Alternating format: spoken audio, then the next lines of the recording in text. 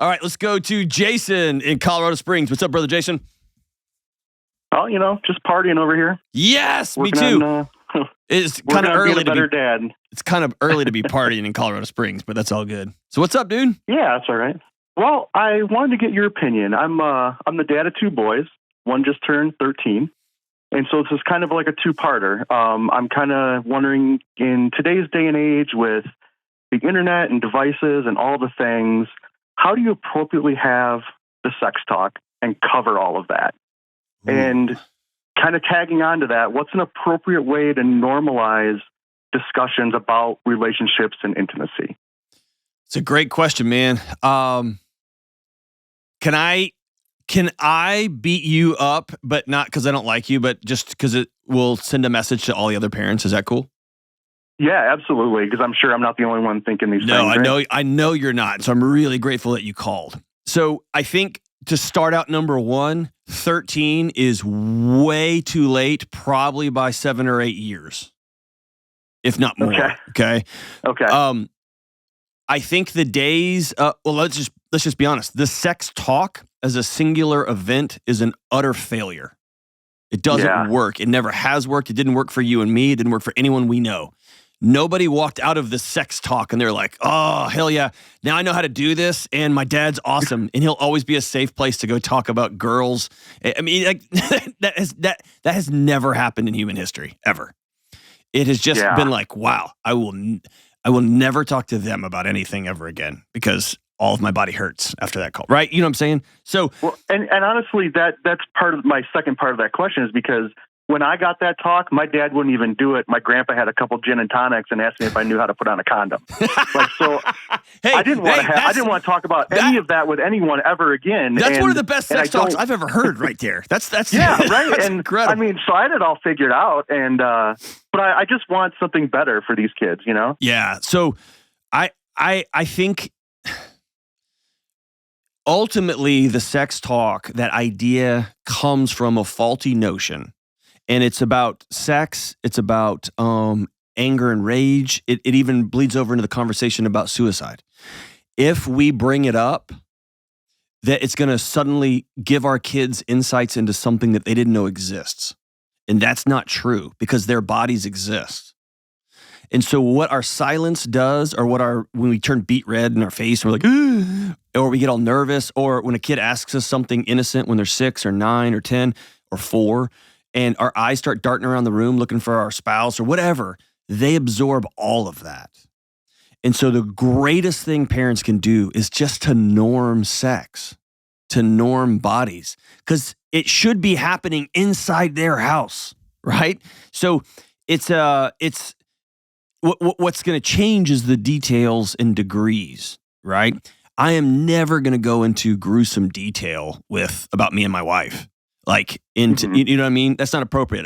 My son will be in more therapy than he's already going to be in. But the other day, my daughter's 7, and dude, let me tell you the rules of my house. Number 1, every conversation is on the table, 100% all the time. There is nothing in our house that we won't talk about or discuss. And so that's just an ethos, right? And that can be about religion, that can be about political topics, that can be about anything. We also don't gossip. So we don't talk crap about other people. So my kids know that it's just not a free-for-all. And the rule that my wife and I have is any question that gets asked, whoever gets asked answers it. So there's not a big production. There's not a big like confetti falling from the sky and the big talk, right?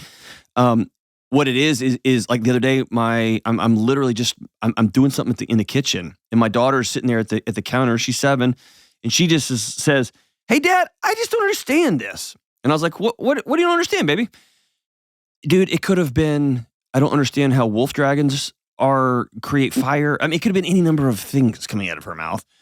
And she said, "I just don't understand how your part gets into mommy to make me." And I just started laughing. I was like, I guess we're doing this right now.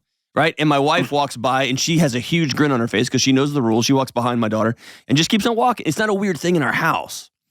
And it ended with, "Yes, we are naked." And my daughter goes, "Oh no." But it wasn't there was nothing weird about it. You see what I'm saying? Last night when I was carrying my daughter to bed and we were hanging out in my room, I was carrying her to bed and I said, hey, when we walk by, I want you to kick Mom. Like we were just being silly. And she goes, no. And I put her foot by my wife's shoulder and my wife leaned over and kissed her on the top of the foot. And I whispered to my daughter, I will never kiss her again. And my daughter starts dying laughing, right? So that's just an ethos in our house. Now, we are silly and goofy, and not every family's like that, and that's okay. But I think the greatest conversation is asking questions. Constantly asking questions, constantly you and your wife talking about it, not in a gruesome or gross way or making light of it, but just the kids are going to absorb what's okay to talk about and what's not okay to talk about, okay? The second thing is my parents, your parents, they got to play defense. They got to just try to keep Playboys out of the house, right? They got to try to keep like HBO out of the house. Those days are long gone. They're over. And so I don't allow my kids to have phones. And I know I'm way in the minority on that. And I'm 100% confident, not even a shadow of a doubt in my life, that the arc of the next 10 to 15 years that I'll be proven correct on that deal. But I just don't allow it.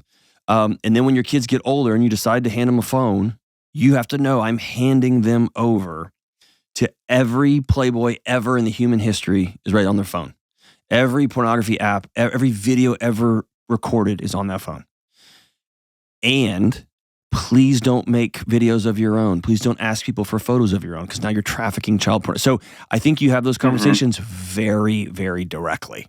But listen, those conversations have to be set up early, right? So I have a hard conversation with my son at 12 because his stupid school just hands him Chromebooks. And I tell him about, hey, if you put something in an email to your friends, it will be there for eternity.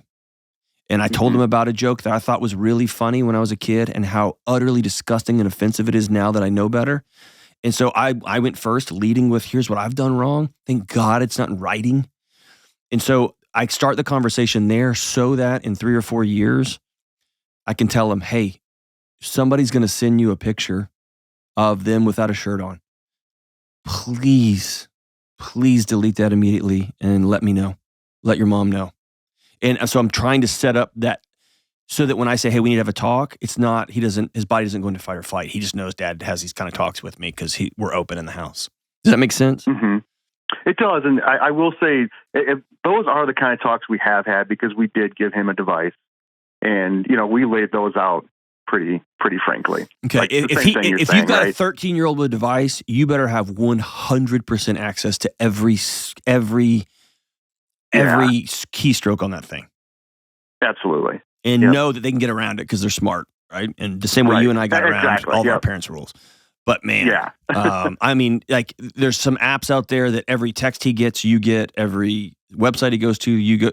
I would have every nook and cranny of that thing covered. And again, it's because we're handing a device to a child that can ruin their professional life. That's such an extraordinary responsibility that we're putting in their hands. They can send the wrong text. They can ask, and they're 15. Of course they're going to ask somebody to send a picture. They're 15. I'm not going to blame a kid for wanting to see somebody of the opposite sex naked. They're 16. They're 19. I would never, that's not on them. That's on us. We're adults, right? And so, I would have those conversations regularly. And I'm just making it a part of life and conversation. Yeah. What in your house, where does it get awkward? It gets awkward in him getting him engaged in any of those conversations. And I understand it because this kid is a carbon copy of me. I know what's going through his brain, right? Because he's just me, just younger. And he's gone from the last couple of years, from like a pudgy short kid to all of a sudden just exploded into, a full teenager in a man-sized body, Like, I know what's going through his brain and he doesn't want to talk about any of it. He doesn't want to, he won't even, I mean, we can go to a school function. He gets plenty of smiles from the girls and stuff. And if we try to even talk about that, he just does not want to talk about it one bit. Right.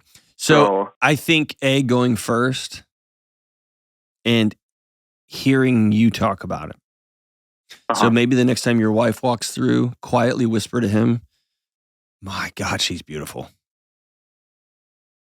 And it could never be gratuitous and never be gross and never be like, "Oh man, I can't wait till." No, that's inappropriate for parents and kids. But letting him hear you honor how beautiful your wife is. Yeah. Asking him, "Hey, I'm going to do something really nice for her. Like, what do you think she would be into?" And what you're doing is you're teaching him to keep his eyes open, right? So it's a broader conversation than just doing it. Mm-hmm. It's a broader conversation than just like bras and underwear. I mean, the whole thing is a broader conversation and keeping your eyes open and what does dignity, what does respect look like, all those things. Most of the time, the awkwardness that kids absorb and experience is reflected somehow in their parents. Yeah. And I can't tell you, I cannot describe to you the millions and millions and millions of moms and dads who see each other naked and have sex and have babies and cannot talk about sex between the two of them. They can't talk about what they're into, what they want to try, what they are awkward about. And it just permeates the house. You know what I mean? Mm-hmm. And so there's something to be said for couples. If you're going to raise kids, y'all have to be able to talk about sex. Because if y'all can't talk about it, God help your poor kids. Right. And they just grow. It's kind of like if you have one in-law who's a little bit out to lunch, right? And if you bring it up, like one of y'all gets really touchy about it, and just the kids just learn, don't talk about granddad. Because, whoa, mom gets fired up. Yeah. It's very similar with sex. If you can't talk about it behind closed doors, your kids are they're going to know it's not okay. Okay. Are there things that you and your wife can't talk about or that are weird or awkward or make you blush? I not really, but also not. We talk about pretty much anything, but behind closed doors, right? Like we're not talking about. There's a lot of things that her and I just talk about together privately. Okay. Not. And it should be that way. It should be that way. You shouldn't be like, "Hey, honey, you want to try this?" Like at the dinner table. No, don't do that. Right. But I mean, probably the whole, the full extent of any of those conversations happens just between the two of us and never in front of the kids. There you go. So I think there's something about being intentional about holding your wife's hand, being intentional about hugging every morning, being intentional about kissing your wife in front of your kids. Yeah. Letting your kids see that you are a sexual being without being pervy McGee. Yeah. Right. And I know my son's old enough now that his friends listen to the show sometimes and give him crap about it. So I don't want to embarrass him, but I don't really give him an option. Like I'll tell him, "Hey, we're going to talk about this." Or "I need the update, man." He's like, "Dad, I think, nope, I need the update, man." And so we're pretty open about it. it. And I also want him to have other men in his life that, I'm his dad. I know it's always going to be weird. But I want him to have men in his life that he can talk to also. So whether that's a coach, whether that's one of his buddies' dads, whether that's a minister or somebody that he trusts from a local church, whatever that is, that he's got people in his life that he can talk to. And I'm that for several of my buddies' kids. They can call Uncle John and ask him all kind of weird stuff, and they know I'll be able to answer them, and I'm not going to turn all beet red. And I'll ask them, for help with finance or help with, if my kid wants to go to trade school or something, I'll call, John King. So anyway, all that to say is this: don't make it this singular event. And by the way, I do believe in events for 13-year-olds. I think that's an important thing, but it's a total event. Like you're becoming a man now, you're becoming a woman now, like you are transitioning. I think that whole thing is incredible, but that can't be the sex talk with a period at the end of it. Talking about sex, talking about body parts, talking about nothing is wrong with your body. Not one thing is gross about your body. not one thing you should be ashamed of about your body. Some things are private. Some things are not for the world. And there's some great books about that, some great children's books that talk about private parts and like behind bathing suit parts, things like that. It's great, man. But those need to be constant conversations that start really, really young and just are integrated into the household so that kids never feel ashamed of themselves and they never think that sex is some it's just not some mysterious, crazy thing. It's just this amazing, rad, awesome thing, especially inside of a context. And it's awesome. So good for you for being a great dad, man. Keep loving your kid and just start the regular conversation. And when he doesn't want to be a part of it, he's 13. Of course, he doesn't want to be a part of it. It's your job to bridge that gap and to let him know that he's safe and it's comfortable and it's all good. And that you think his mom is beautiful too.